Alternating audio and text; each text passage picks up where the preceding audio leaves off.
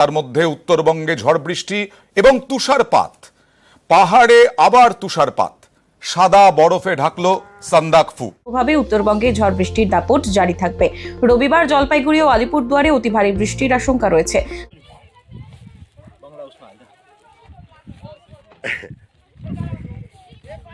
ফুতে বরফের চাদরে মুড়ে গিয়েছে টংলু, তুমলিং, কালাপোখরি। তবে রাস্তার ওপর বরফ পড়ে থাকায় গাড়ি চলাচল বন্ধ হয়ে যায়। তুমলিং লামাধুরায় আটকে পড়েন বেশ কয়েকজন পর্যটক।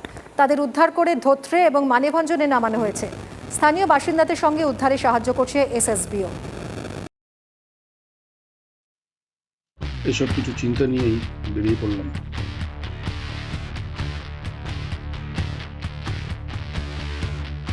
কল করেছিল, বললো যে এরকম মানেভঞ্জনে গিয়ে এই দুদিনের জন্য কোথায় কোথায় থাকবো বলতে, ওরা যা টাকা নেবে আমরা ওখান থেকে কল করে নেবো। বললো না, আমাকে তো পাবেন না, আপনি তো নেপালে ঢুকে যাবেন, নেপাল থেকে আপনি সিগন্যাল পাবেন না, আপনি শুধু মেসেজ করতে পারবেন ওদের ওয়াইফাই নিলে, তা নেপাল তো আপনি পাবেন না, কল করতে পারবেন না, এটাই চাই। নেটওয়ার্কের বাইরে। আমাদের ড্রাইভারকে বলেছিলাম যে মানেভঞ্জন গিয়ে ব্রেকফাস্ট করবো, কিন্তু উনি বললেন মানেভঞ্জন পৌঁছতে পৌঁছতে মোটামুটি 11:30 বেজে যাবে।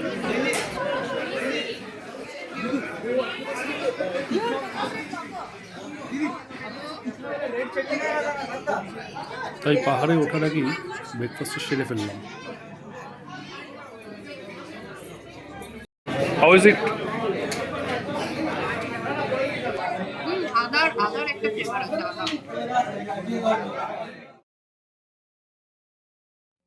এই ট্রিপটার জন্য আমি অনেক বছর ধরে অপেক্ষা করে আছি। বিভিন্ন সময় অনেকের সাথেই তুমলিং, সান্দাকফু এইসব জায়গাগুলো নিয়ে আলোচনা হয়েছিল, যে কারণে এই জায়গাগুলো চাক্ষুষ করার একটা আগ্রহ তো ছিলই। এছাড়া রডোডেনড্রন, ল্যান্ড রোভার আর সবচেয়ে ইম্পর্টেন্ট ওয়েস্ট বেঙ্গলের উচ্চতম স্থান সান্দাকফু। এসব দেখতে দেখতে আনুমানিক ঘন্টা দুয়েকের মধ্যে পৌঁছে গেলাম গোপালধারা টি এস্টেট। একটা ছোট্ট ক্যাফে আর তার সাথে লাগোয়া একটা গিফটের শপ। আমি যাবো আর শপিং করবো না, এটা তারপর আর কি, যা হওয়ার সেটাই এলো।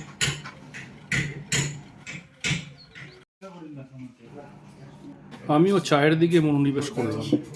থ্যাংক ইউ দিদি। আমাদের এর পরের গন্তব্য মানেভঞ্জন। গোপালধারা টি এস্টেট থেকে মানেভঞ্জন ডিস্টেন্স আনুমানিক 23 কিলোমিটার। ওই মেরে কেটে ঘন্টা দেড়েক মতো টাইম লাগবে।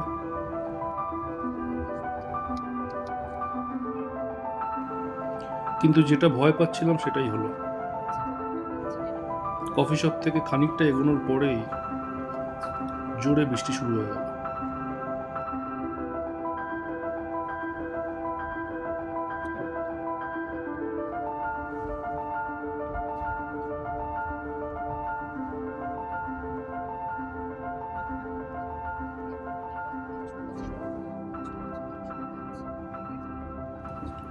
তবে কপাল ভালো বলতে হবে, মানেভঞ্জন পৌঁছানোর আগে আগেই বৃষ্টি থেমেও গেল। वो बॉर्डर उस साइड नेपाल। ये साइड यार, हाँ, ये मतलब आपका ये वो है ना ड्रेन बॉर्डर। কোরিয়া আর্মি লেখা ছিল না যেমন। শিলিগুড়ি থেকে আসা গাড়ি আমাদের মানেভঞ্জনে ছেড়ে চলে যাবে এবং এখান থেকে তুমলিং এবং তারপরে তুমলিং থেকে সান্দাকফু এবং আবার সান্দাকফু থেকে মানেভঞ্জন ব্যাক করা অবধি গাড়ি আমাদের এই মানেভঞ্জন থেকেই বুক করতে হবে।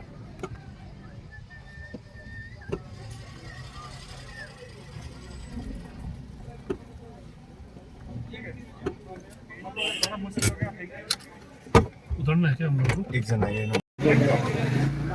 ল্যান্ড রোভার বুক করতে মোটামুটি 45 মিনিট মতো লাগলো। दो रात चाहिए होगा, आज रहेंगे तुमली सिद्धार्थ और कल रहेंगे सांता क्रूज पे रहेंगे अभी मैं करूँ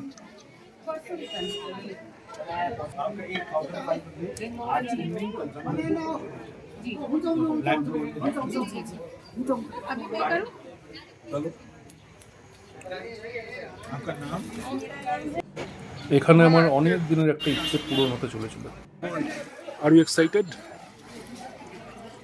for what? for KKR versus Hyderabad. Oh, अच्छा. For the trip. Land rover. Are you excited about Manebhanjan থেকে সান্দাকফু ট্রিপের জন্য এখান থেকে ল্যান্ড রোভার অথবা বোলেরো দুটোই পাওয়া যায়। আমরা বেছে নিলাম এই ভিন্টেজ গাড়িটা।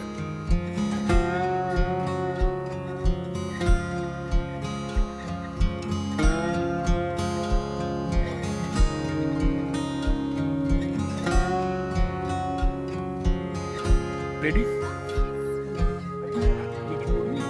গাড়ির ছাদে মালপত্র তোলার আগে আমাদের ড্রাইভার বললেন গরম জামা কাপড়গুলো বের করে নিন।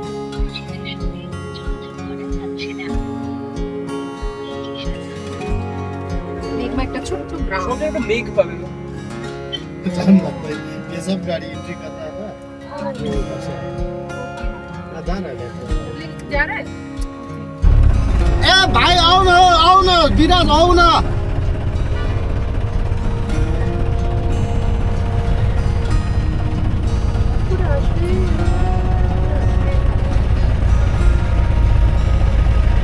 এইও চলে এলো।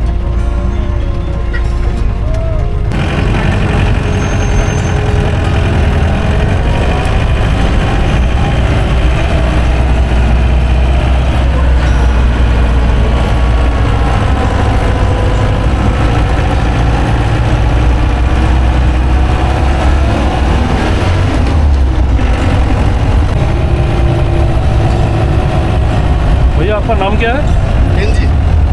टेंजी शर्मा आप ये गाड़ी कितना पुराना है? ये लगभग 70 इयर्स हो गया होगा सर 1954 का मॉडल 54। जी कौन बना हाँ Lagi. Kau टेंजी हो ভাবতে অবাক লাগে এই গাড়িগুলো যেগুলো বয়স 70-72 বছর এরকম কঠিন চড়াই রাস্তায় এত বছর ধরে চলে আসছে। রাস্তাগুলো টার্ন নিচ্ছে দেখেছো?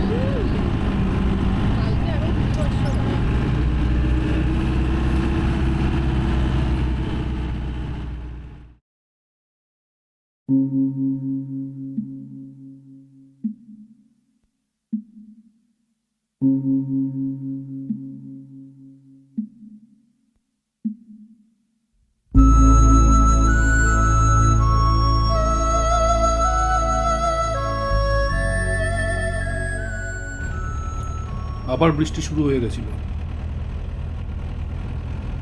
তাই বেশিক্ষণ না দাঁড়িয়ে রওনা হলাম। চিত্রে মনেস্ট্রি থেকে বেরিয়ে এর পরের গন্তব্য মেঘমা মনেস্ট্রি।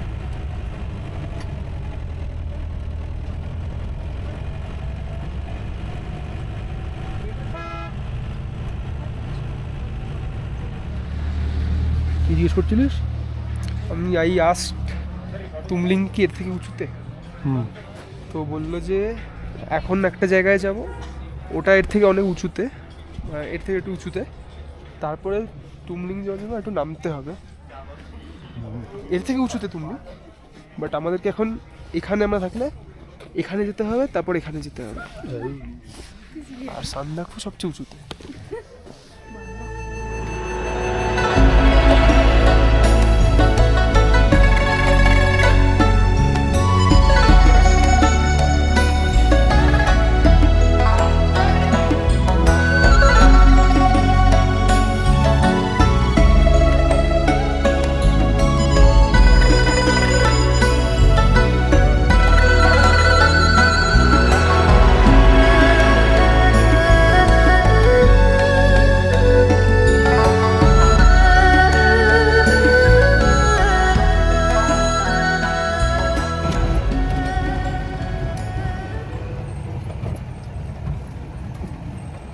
আজকের লাস্ট স্টেশন তুমলিং।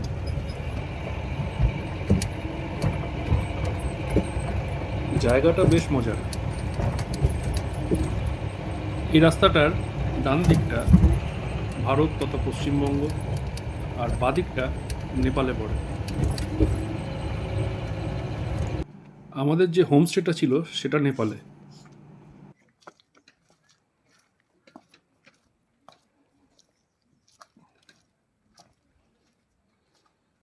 আর দুদেশের বর্ডার বলতে শুধুমাত্র মধ্যেখানের এই পাথর।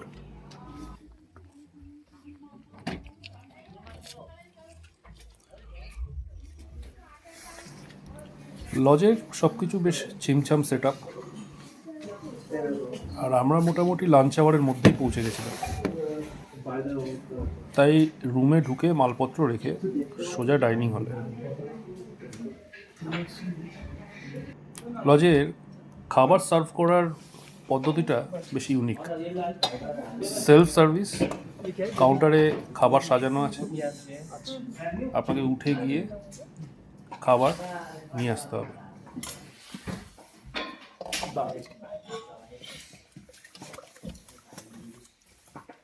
দেখাবি তো কাঁটা চামচ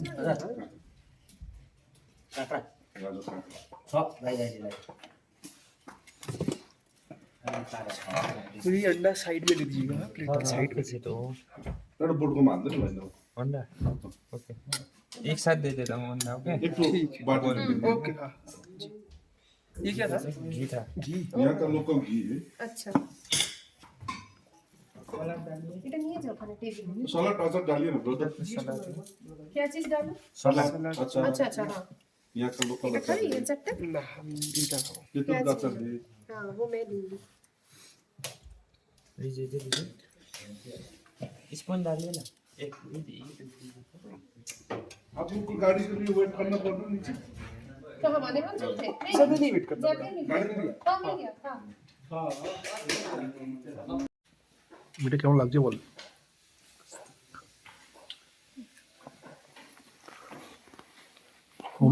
হোমস্টের সিম্পল ফুডগুলো ভালো লাগে বলো? সম্ভব তৃপ্তি হয়। গরম এই ঠান্ডার মধ্যে এত গরম মেঘ ডাকছে। मेघ डाकছে। এটা মেঘ ডাকছে, আমি ভাবলাম কেউ কিছু গড়াচ্ছে। কত বৃষ্টি দেবে বাবা। খেয়ে উঠে কিন্তু বেরোবো না, ঘরে যাবো না, বেরোবো। এখন বৃষ্টি পড়ছে না তো, হঠাৎ করে কখন বৃষ্টি এসে যাবে। খেয়ে উঠে ছাদটা দেখে হেঁটে কি আছে ঘুরে আসবে। কেউ ঘরে ঢুকবে না কিন্তু, এটাই ঘরে ঢুকবি না খেয়ে, বাইরে যাবো থাকতেই। বসের অর্ডার তো মেনে চলতেই হবে, তাই ভরপেট ভাত খাওয়ার পর হাঁটতে বেরোলাম।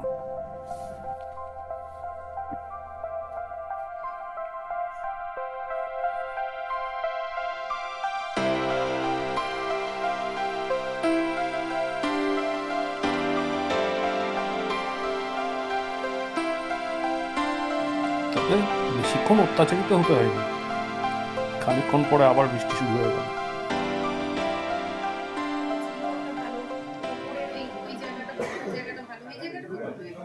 হ্যাঁ, ওই জায়গাটা ছবি না মানে ডিসকাশন কেন বলো তো, এই জায়গাগুলো না থাকলে, যেগুলো একটু রিমোট হয়, যেখানে তুমি বাইরের কোনো লাইফ নেই আফটার ইভিনিং, সেই জায়গায় তোমার একটু কমিউনিটি হল টাইপের না থাকে, ওই ঘরের মধ্যে আমি খাই তুমি খাও বসে বসে আমি বোর হয়ে যাবো। এটা বেশ ভালো, মানে আমরাই গল্প করছি বাট আদার্সরাও রয়েছেন। ঝান্ডিতে যেটা উপরে ছিল দ্যাট ইজ ডিফারেন্ট, যে আমাদের সাথে আর কেউ ছিল না, ওনার ছিল, ওনারই গল্প করে মাতিয়ে রেখেছে। ঝান্ডিতে তো বোধহয় আর কোনো লোকই ছিল না। আমরা যেদিন চেক আউট করে চলে এলাম না, 24শে ডিসেম্বর বললো বড় একটা ফ্যামিলি আসবে, ঠিক আছে, থার্ড টাইম ফোর্থ টাইম আসছে তারা। এটা রেখে যেতে শোনা ফেলে দে। বাট ঝান্ডিতে অনেক বেশি ঠান্ডা লাগছিল তাই ঝান্ডিতে আমরা খাটে জাস্ট বুঝতে পারছি। আমার আরো বেশি ঠান্ডা লেগেছিল মনে হচ্ছে কাফের গাঁওতে। কাফের গাঁওতে তো রাতে ঠান্ডা লেগেছিল। কি দুরন্ত। মা জায়গাটা এতটাই রিমোট যে সন্ধ্যের পরে আর বাইরে বেরোনো সেরকম বিশেষ কিছু নেই, তাই ডাইনিং হলে কিছুক্ষণ আড্ডা চললো। মোজা পরিসি বলে তো ঠান্ডা লাগছে। যাবেন ওপরে? হ্যাঁ চলো, ও মোজা পরেনি। চলো চলো ওপরে চলো। लेकिन एक चीज बताइए, यहाँ पे तो रोडोडेंड्रन अभी मतलब मिला ही नहीं, फिर कैसे अभी ये किस मंथ में ज्यादा पुराने- ग्रो करता है? कौन सी ना ना season? वो शिलावृष्टि क्या बोलता है ना, हाँ, उसके लिए वो नीचे गिर गया। नीचे गिर गया, उसको टिप किया, फिर फर्मेंटेशन करके नहीं तो इस सीजन में यूजुअली दिखने को मिलता है पेड़ पे नहीं? शिलावृष्टि हुआ, बहुत बारिश हुआ ना, हाँ, अच्छा। नॉर्मली इस सीजन में बारिश नहीं होता है नहीं? अनएक्सपेक्टेड है ना। आपका अभी मार्च महीने में बर्फ गिर रहा है, कुछ भी हो रहा है। वेदर ऐसा हो रहा है, ग्लोबल वार्मिंग।